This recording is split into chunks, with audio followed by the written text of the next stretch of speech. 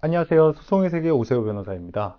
오늘 다룰 사건은 유사수신은 불법이지만 투자자가 받은 배당금은 부당이득이 아니다입니다. 유사수신업체 A사는 불특정 다수 투자자를 모집하여 투자금을 모집합니다. A사는 투자자들에게 원금을 보장해주겠다.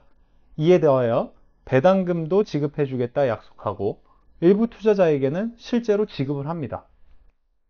한편 투자자 중 한 명인 투자자 B씨는 3천만 원을 투자하고 1년 뒤에 배당금을 더하여 3,580만 원을 지급받습니다. 이후 A사 경영자들은 유사수신, 그리고 특경법상 사기 혐의로 유죄를 선고받습니다. 그리고 A사는 경영난으로 회생 절차에 돌입하죠. A사의 회생관리인은 돌연 투자자 B씨를 상대로 배당금 반환 청구 소송을 제기합니다. 회생관리인은 이렇게 주장합니다. A사와 투자자 간 유사수신 약정은 무효다. 왜냐하면 불법이고 법에 위반했기 때문이다. 계약이 무효이므로 그 계약에 따라 투자자 B씨가 받은 배당금은 부당이득이다. 따라서 투자자 B씨는 A사에게 그 부당이득을 반환해야 한다라고 주장합니다. 하지만 재판부는 원고의 청구를 기각하면서, 즉 원고 패소 판결을 하면서 이렇게 판단합니다. 유사수신 행위는 그 행위자를 처벌할 뿐 상대방, 즉 투자자를 처벌하지 않는다. 그리고 유사수신은 불법이지만 그 회사와 투자자 간의 약정은 효력이 있다. 즉 반드시 무효가 되는 것은 아니다 라고 판단을 합니다. 우선 용어 정리부터 해보겠습니다. 유사수신이라는 용어가 등장하는데, 자, 여러분 은행을 생각해 보시면 은행 가면 여신 업무와 수신 업무가 있습니다. 여신은 말 그대로 줄여, 돈을 빌려주는 겁니다. 대출을 해주는 거고, 수신은 받을 수, 즉 고객으로부터 예금을 받는 것을 의미합니다. 은행의 이러한 영업은 모두 인허가를 받거나 등록 신고를 해야 됩니다. 그리고 이런 업무를 소관하는 곳이 금융감독원이나 금융위원회지요. 즉 금융회사의 영업은 엄격한 규제와 통제를 받습니다. 하지만 유사수신은 이와 같은 인가를 받지 않고 불특정 다수를 상대로 수신 업무를 하는 겁니다. 투자를 받는 거죠. 이렇게 하면서 원금 반환을 보장하고 이에 더하여 이자나 수익금, 배당금 등을 주겠다고 약속하는 겁니다. 이는 형사처벌의 대상이 되는 것입니다. 관련 법령으로는 유사수신 행위의 규제에 관한 법률이 있습니다. 이 법령에 따르면 인가를 받지 않고 불특정 다수로부터 원금 보장 및 이자 지급을 약정하고 자금을 유치하는 것을 금지하고 있습니다. 이 사건에서도 유사수신업체 A사는 부동산 투자업체를 표방하면서 인허가 없이 투자금을 모으고 소위 돌려막기식으로 수익금을 지급하였습니다. 보통 제가 예전에도 설명했다시피 유사수신은 사기죄와 필연적으로 연결이 됩니다. 왜냐하면 돌려막기를 하기 때문에 초반에는 어느 정도 수익금을 주는 것처럼 보입니다. 왜냐하면 새로운 투자자가 계속 유치되기 때문에 그 투자자들로부터 받은 돈을 기존 투자자들에게 일부 수익금 명목으로 지급하는 겁니다. 이 사건에서도 유사수신업체 A사 경영진 부부였습니다. 이 부부에게 각각 징역 25년과 징역 20년이라는 중형이 선고됐습니다. 즉 특경법상 사기죄도 함께 적용된 거죠.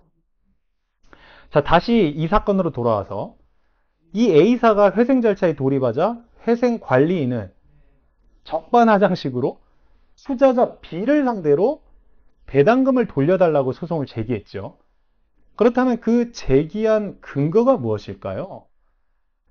A사 측은 B에 대해서 유사수신 영업 자체가 불법이므로 형사처벌 대상이므로 B와 체결한 유사수신 약정, 계약은 무효다라고 주장하는 겁니다. 통상 어떤 계약이 무효 또는 취소가 되면 소급적으로 처음부터 없던 게 됩니다. 없던 게 되기 때문에 이 쌍방은 원상 회복 의무를 부담합니다. 가령 내가 어떤 사람으로부터 부동산을 매입하기로 했습니다. 그래서 매매 대금을 주고 소유권 이전 등기를 격려받았습니다. 그런데 사후에 이 계약이 무효 또는 취소가 됩니다. 그렇게 되면 이 부동산 매매 계약은 없던 것이 되죠. 없던 것이 됐기 때문에 내가 준 것을 돌려받고 내가 받은 것을 돌려줘야 하는 겁니다. 그래서 부당 이득은 법률상 원인이 없는 이득이라고 합니다. 즉 법률상 원인이 됐던 계약이나 약정이 무효 또는 취소로 없던 것이 되었으므로 그 계약에 따라 얻은 이득은 부당이득이 돼서 반환해줘야 하는 의무를 부담하는 겁니다.